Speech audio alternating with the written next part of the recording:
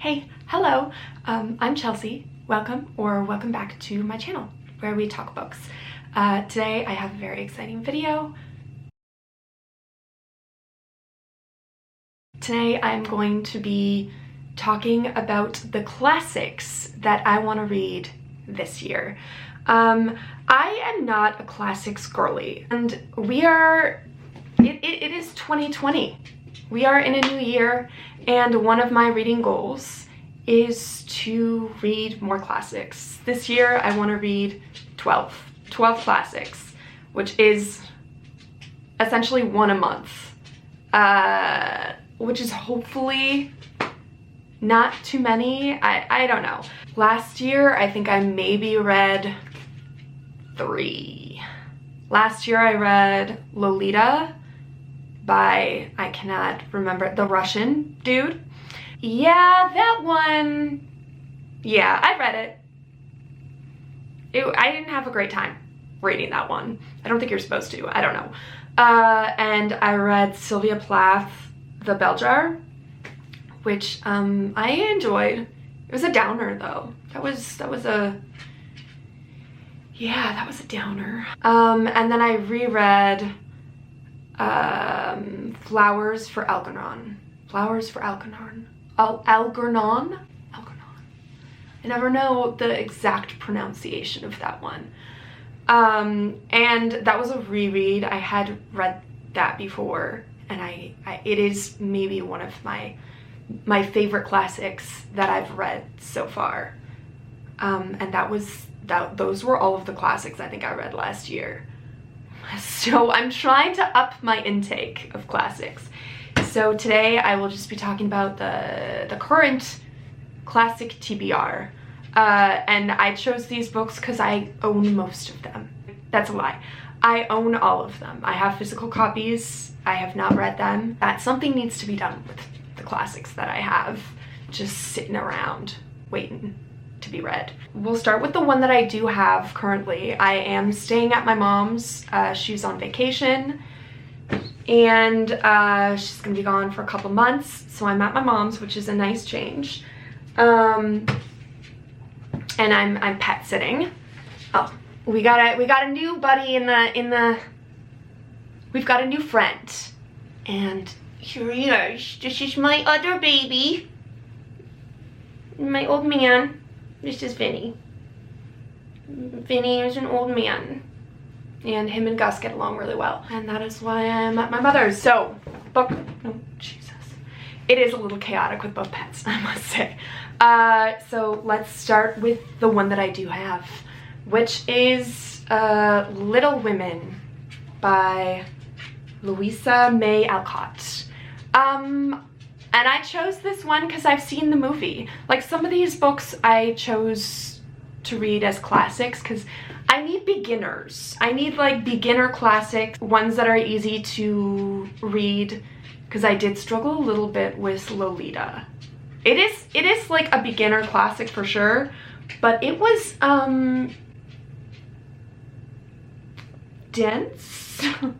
I don't know. I just like, it just kind of went on, and then the subject matter was intense.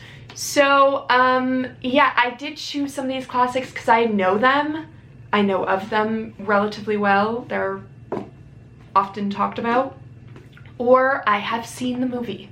I have seen the movie Little Women, the one from 2018, 2019, whenever that one came out, and then also the one from like the 90s, and I do enjoy both of them. So I assume I will enjoy this book.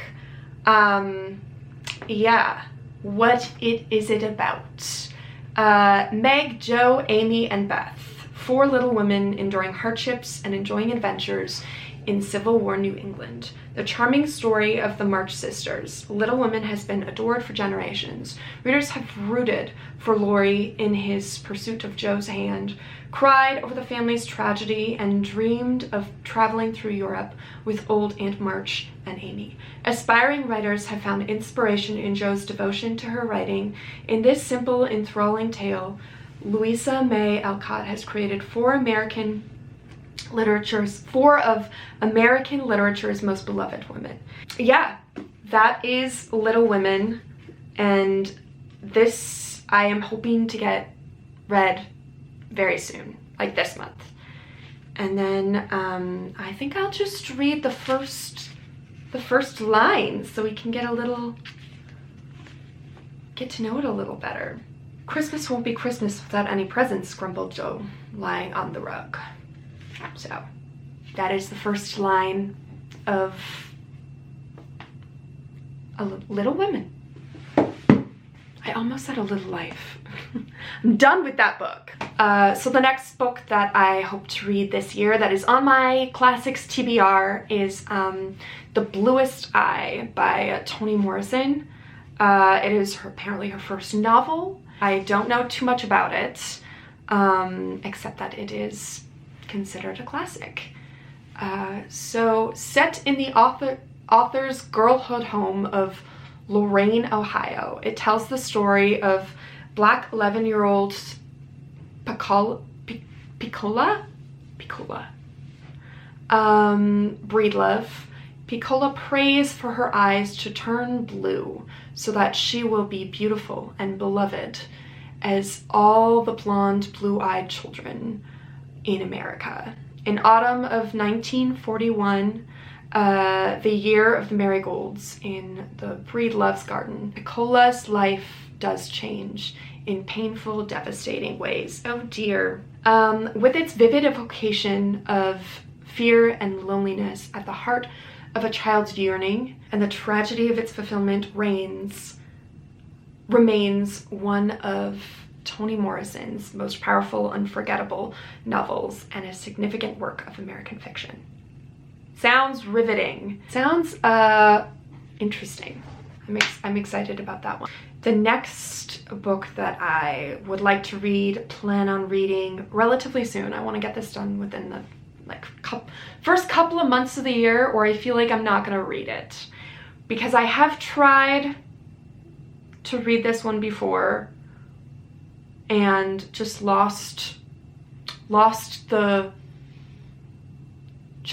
did not finish. We'll just leave it at that. And that is Pride and Prejudice by Jane Austen. I chose this one as a classic to read this year because I own it. I've shown it, I think, in one of my videos before. I've never read a Jane Austen. I feel like Pride and Prejudice is a good place to start. I've also seen the movie with Keira Knightley. I loved it. So that's good things. That means I think good things. Probably means that I will like this one. Pride and Prejudice is the romantic clash between Elizabeth and her proud beau, Mr. Darcy. And it is a splendid performance of civilized sparring. And Jane Austen's radiant wit sparkles as her characters dance a delicate quadrille of flirtation and intrigue, making this book the most superb comedy of manners of Regency England. Yeah, that is Pride and Prejudice, and I am interested in reading it. Hopefully soon. I feel like there was a reason that I didn't finish it the first time I started, and I cannot remember why. This one I might end up doing like audio book version as well as reading the physical copy, just because with classics, sometimes the very old ones, the Regency England classics, the language is not what is used today, and sometimes I just struggle with comprehension of what it all is and means, because some of it is language that we don't use anymore. So I might be audiobooking that one. I do love the first line of this book though. And it is. It is a truth universally acknowledged that a single man in possession of a good fortune must be in want of a wife. I love it. Yes. So yeah, I'm excited for that one, and hopefully I will pick it up soon. My goal this year is to read 1 classic a month. That's 12 classics. I do not know that I will get it done. I hope so, but we will see. Some of these classics are long as well, which is a little concerning. Next classic I hope to get through is one that a lot of people probably read in high school. I did not. So yeah, I know people are very divided. You either love or hate this one. So we shall see. And that is The Great Gatsby by F. Scott Fitzgerald. This is a novel of the Jazz Age and has been acclaimed by generations of readers. It is the story of the mysteriously wealthy J. Gatsby and his love for the beautiful Daisy, of lavish parties on Long Island at a time when the New York Times noted gin was the national drink and sex the national obsession. It is an exquisitely crafted tale of America in the 1940s. Sounds interesting? I don't know. I know that a lot of people have issues with this book. Yeah, so we'll see if I enjoy it. Next classic that I am hoping to get to, I don't know about this one. I might read it, I might not, because I have read the first 50 to 100 pages, and I was bored. Bored. So we will see about this one. I'm not sure that I'm gonna try and reread it, but I do have it. So it is on this TBR as a potential read. And that is Valley of the Dolls. Valley of the Dolls by, who wrote that? I have no idea. By Jacqueline Susann? Yeah, like I said, I've tried to read this one and it just, at the time, wasn't for me. So Valley of the Dolls. Dolls, red or black, capsules or tablets, washed down with vodka or swallowed straight. For Anne, Neely, and Jennifer, it doesn't matter as long as the pill bottle is within easy reach. These 3 women become best friends when they are young and struggling in New York City, and then climb to the top of the entertainment industry, only to find that there is no place left to go but down into the Valley of Dolls. Like, that is a good descriptor and makes me interested, but it was slow going when I read it, when I attempted to read it, so this one is a potential read. The temperature hit 90 degrees the day she arrived. I'm just gonna continue a bit because that was a very small, short first sentence. New York was steaming, an angry concrete animal caught unawares in an unreasonable hot swell. But she didn't mind the heat or the littered midway called Times Square. She thought New York was the most exciting city in the world. I mean, like, it's a promising beginning, but then it just, I don't know. I'll try again and we'll see where we get. So the next read that I have on my list is On the Road by Jack Kerouac. Vinny!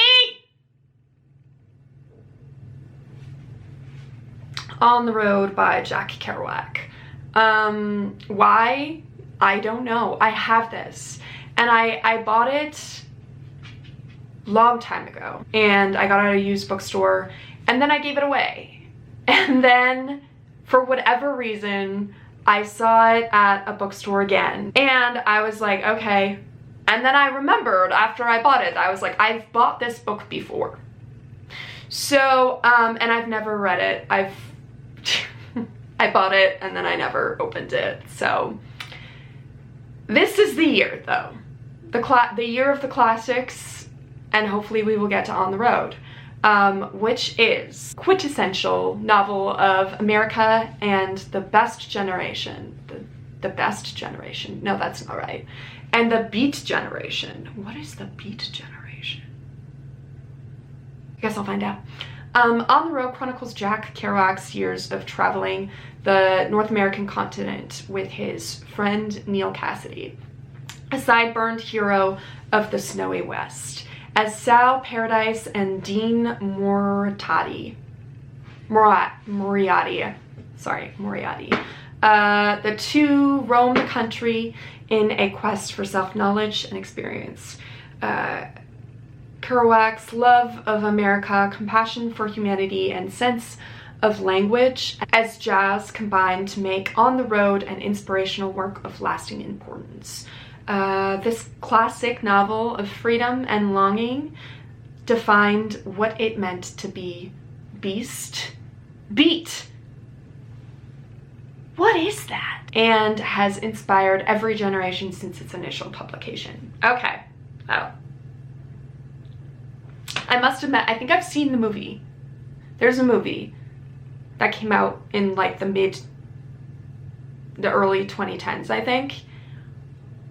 And I think I've seen it. And I was bored.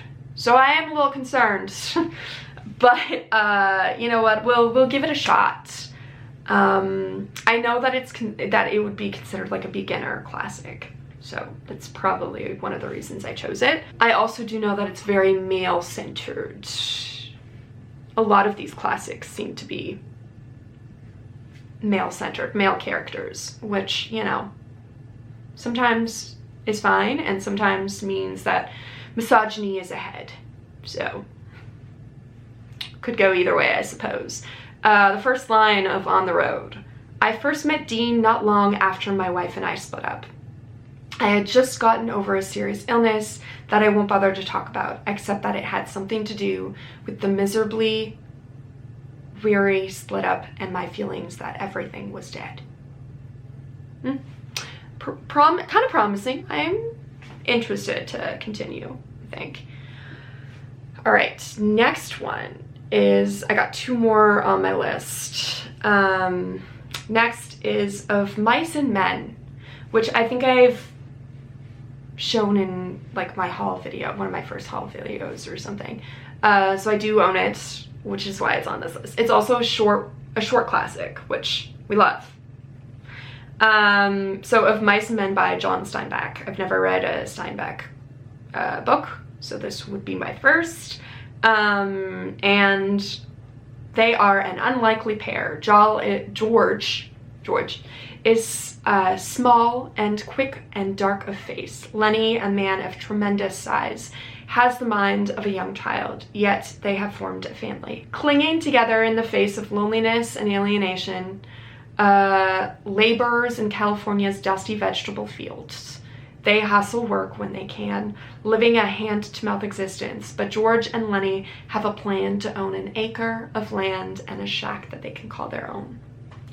Well, the powerlessness of the laboring class is a reoccurring theme in Steinbeck's work. Of the late 1930s, he narrowed his focus when composing Of Mice and Men, creating an intimate portrait of two men facing a world marked by petty tyranny, misunderstanding, jealousy, and callousnesses. But though the scope is narrow, the theme is universal. A friendship and a shared dream that makes an individual's existence meaningful.